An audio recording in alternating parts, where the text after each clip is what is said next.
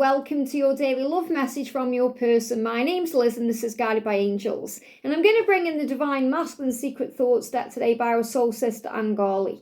So what's the message coming through and what do they want to say? And if you would like a personal reading with me, you can reach out to me at guidedbyangelsxo@gmail.com.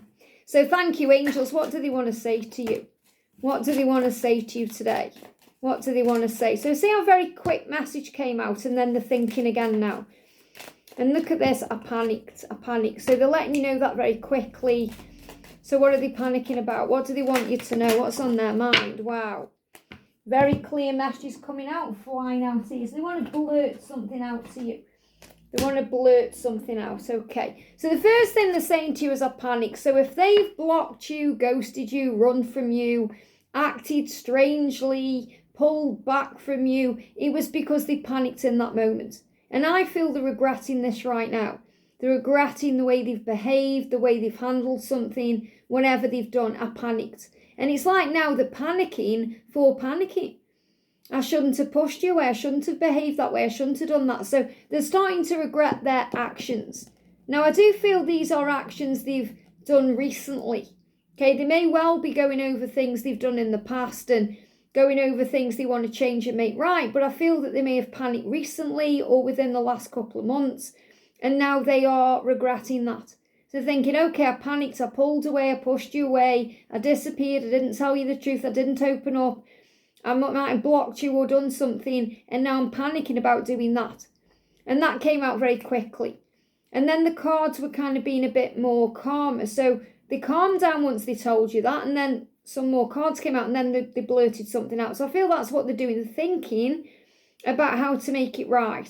They're thinking about what they want to say and then it's all going to come out. And I've been saying this for a while now, that they're repressing things, but when it comes out, it's going to be like a volcano that erupts very quickly. And this can also be the way they communicate to you, the way they come forward to you. So it can be spontaneous, unexpected. It will take you by surprise. So they're saying to you, I felt so insignificant compared to you. So this is another reason why they panic, because they felt insignificant compared to you. That means in their eyes, you're their number one. But in their eyes, it feels like to them, you're out of their league. You know, they look at you and think, why do you want me? You could have anyone you want. And they can feel insignificant if you seem to have your life in order. And they feel like their life is a mess. Now, that doesn't mean your life is in order. But in their eyes, they look at you and think, wow, you've got everything under control.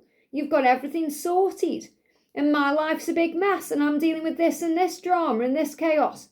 So why would you possibly want me? Your life would be far better without you, without me in it. You know, and this is what they start worrying about. So they go into this fear and this panic, and then they may react to something they are feeling emotionally or something they're worrying about, and then they react and press a button they don't want to press, or say something they regret in that moment, or do something in a spontaneous way that they then panic about, thinking, I wish I'd said this differently, I wish I'd acted differently, I wish I'd responded instead of reacting. And they're still learning to do that, remember, and so are you. You know, on your journey, you're still learning that too. But I feel this is really understanding why they panicked, why they blocked you, why they pushed you away, why they did that. And really what they're learning now is to trust themselves, to trust what they're feeling, to trust their own emotions, to trust that, why did they panic? So they're going over a lot in their mind here. And it was because they felt insignificant compared to you, and they know they need to trust themselves more. And they give me fear. So they're working through trust issues, fears around that. It's not about trusting you. It's about trusting in themselves, trusting in God's plan, realizing, wow, this is amazing, this love, and I am capable of having it. I am worthy of it. There's no need for me to feel insignificant because we are one.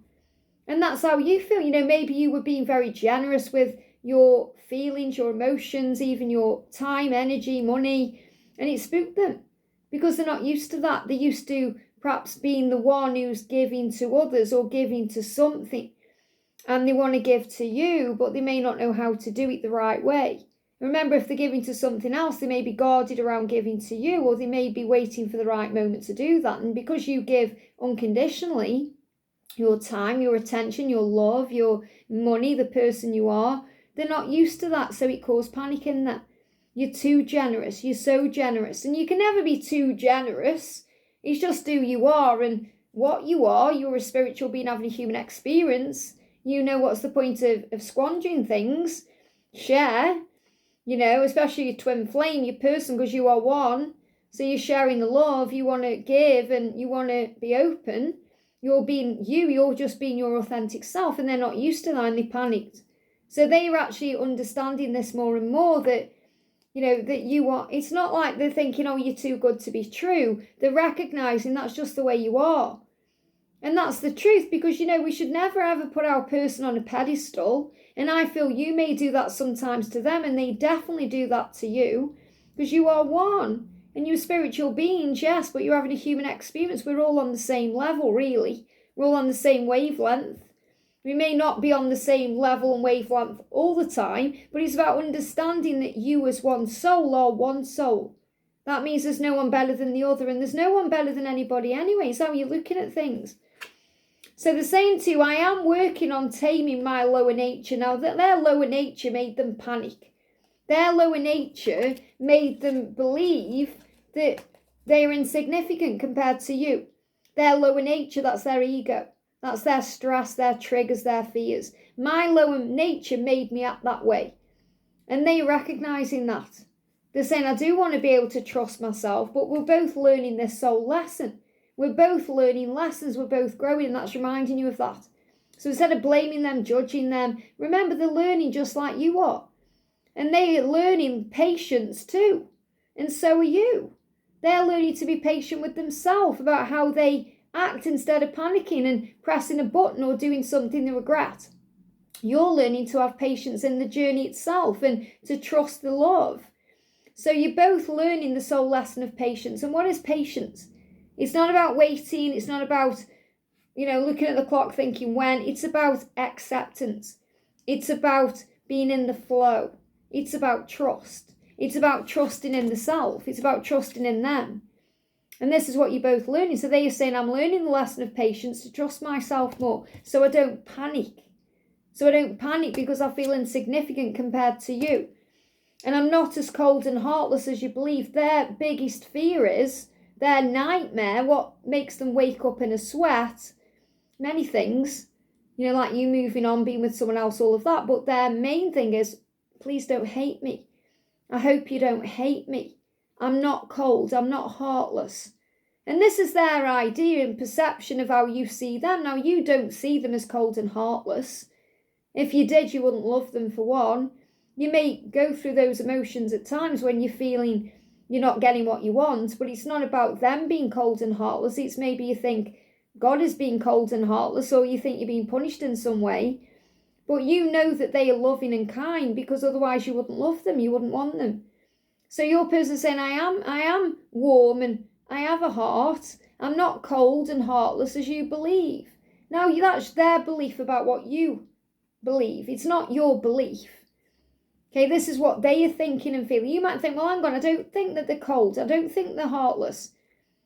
This is about what they think. They think they're about themselves. It's not about you at all. It's what they are feeling about themselves. They are feeling cold and heartless because they panicked and pushed you away or blocked you or messed you about.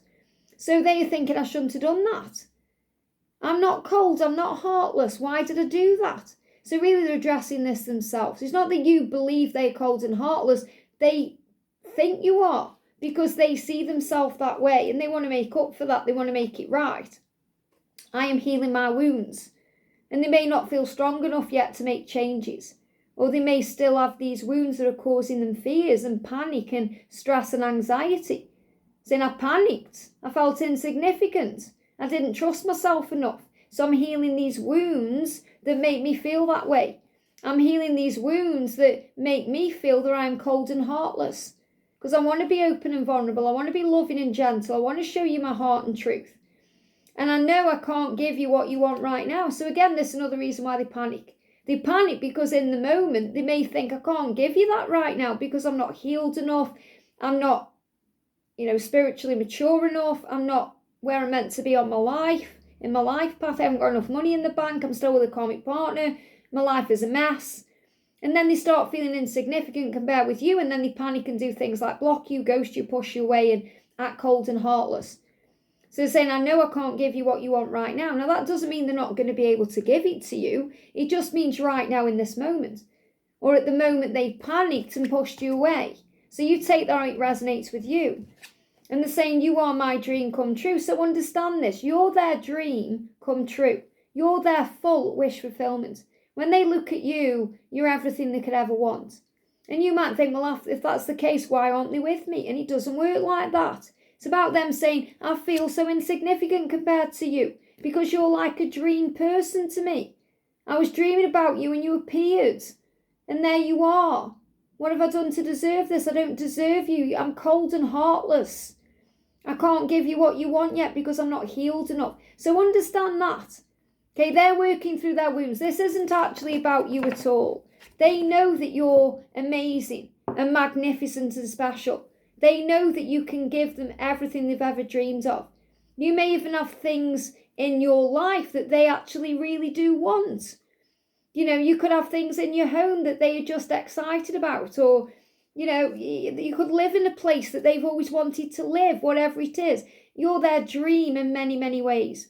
So it's nothing you're doing wrong. In fact, you're doing everything right. It's their insecurities and their wounds, remember. You've got your wounds, they've got their wounds. So while they are healing their wounds, and they need space to do that so they can give you what you need and want right now, in the right moment, you focus on your wounds. Think, right, well, how is this triggering me? And you may be triggered by the timings because you're both learning. That's what they're saying here. We're both learning the lesson of patience. It's a soul lesson. So it's what you're both learning. So you may be learning to surrender right now, to give it to God, to not worry about things. Maybe you've been panicking over the timelines. You know, you may have panicked too, because remember, you're mirrors of each other. So you may have panicked too, and you need to trust yourself more, or trust the journey more, because you also feel that they are your dream come true. You may not be able to give them what they want right now, because you may feel you have your own wounds to heal. So recognize you are mirrors. And you're not cold and heartless either, even if you've maybe acted that way on this journey. Okay, you also are working on taming your lower nature, because we all have an ego, we all do. We have an ego every moment of every day. It's not something that we just overcome one time and then it's gone. It's there 24/7. We're able to tame our lower nature through breath work, through gratitude, by being present in the now. We tame our lower nature by understanding what it is, that it's just fear, and fear is illusion. False experiences appearing real, false evidence appearing real. And when we face that and rise up, we are able to heal. Maybe you feel insignificant compared to them.